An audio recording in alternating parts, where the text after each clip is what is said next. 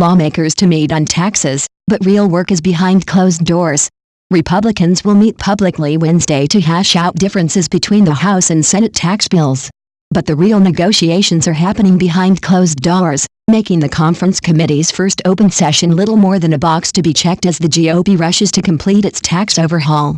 "I just think it's kind of part of the process," South Dakota Senator John Thune, one of the key tax writers on the Senate bill, said of the conference committee's meeting on Wednesday. "Once we've had all the conversations internally, it's a chance for the members to get together in an open setting and kind of make their statements about what they want in the bill, what they see in the bill, things they like."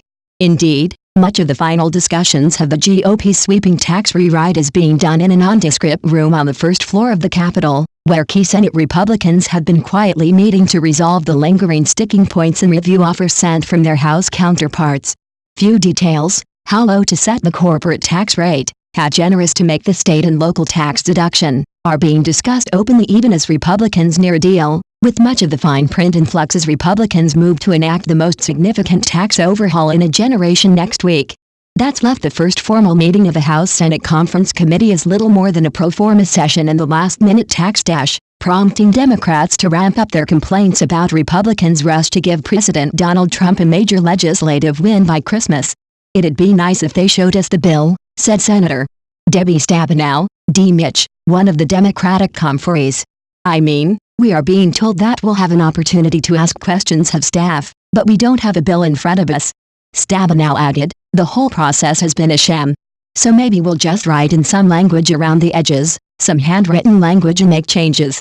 Congressional GOP negotiators are privately narrowing the differences between the House and Senate bills, although lawmakers don't plan to publicly release documents outlining the final compromise until they file the conference report, expected by Friday. But the tentative outlines of a tax deal began to emerge Tuesday, even as multiple sources cautioned that details could fluctuate until lawmakers reached a final agreement. Now, congressional Republicans are considering a 37% tax rate on top individual earners, as well as a 21% corporate tax rate, according to numerous sources, a nudge higher than the 20% initially proposed by both chambers but still a plunge from the current 35% rate on corporations. Lowering the top individual tax rate would introduce a new element of controversy into legislation that critics already portray as favoring the wealthy. The House had maintained the current 39.6% top rate for those earning more than $1 million, while the Senate set the rate at 38.5% in its bill. And Republicans have decided to split the difference on how to treat the mortgage interest deduction, with a compromise that would allow taxpayers to write off the interest on new mortgages of up to $750,000, according to one source directly familiar with the negotiations. Senate Majority Whip John Cornyn, R. Texas, said he expects the tax legislation to hit the floor next week, which would not give lawmakers much time to review the fine print before passing the final version into law. "Obviously, the meeting, Wednesday, is very important," said Cornyn, the second-ranking Senate Republican. "We don't have a deal, but we've been sharing ideas through staff and through members in conference calls. This is a normal part of the legislative process."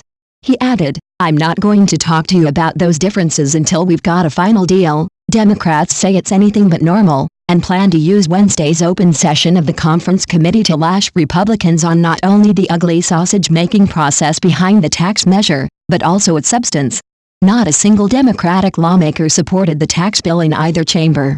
One Senate Democratic aide said the fact that Republicans seemed to near a final tax deal even before the conference committee officially met underscores its irrelevance. "If they have a deal by 2 o'clock, what's the point of even having the meeting?" the aide said. At the conference committee meeting, Democrats plan to tie an attack on welfare reform measures proposed by Speaker Paul Ryan, RWIS, to the projected deficit increases caused by the tax cuts, and continue to argue that corporations will be favored over regular people. Not a single one of the changes that's being discussed is something that benefits the middle class. All they're talking about is rearranging the chairs at the country club, said Oregon Senator Ron Wyden, the top Democrat on the Finance Committee. "We'll be driving the points that we care about." Despite the long odds, Senate Democrats are still trying to pluck off 2 additional Republicans to sink the tax bill in the chamber. Senator Bob Corker, R10, opposed the bill, and it's unclear whether the healthcare deal Senator Susan Collins, R. Maine, struck with Senate Majority Leader Mitch McConnell, R. Quai, will pass muster with House Republicans. "You only need one more," A particularly excited Wyden said, "We are pounding away at this." McConnell stressed Tuesday that he expects Senator Luther Strange, R. to remain a member through the end of the current session, meaning that reliable GOP vote will be around to weigh in on tax legislation as well as critical spending bills that must pass before December 22 to avert a government shutdown. And Republicans still have a number of procedural hurdles to overcome before passing the final bill.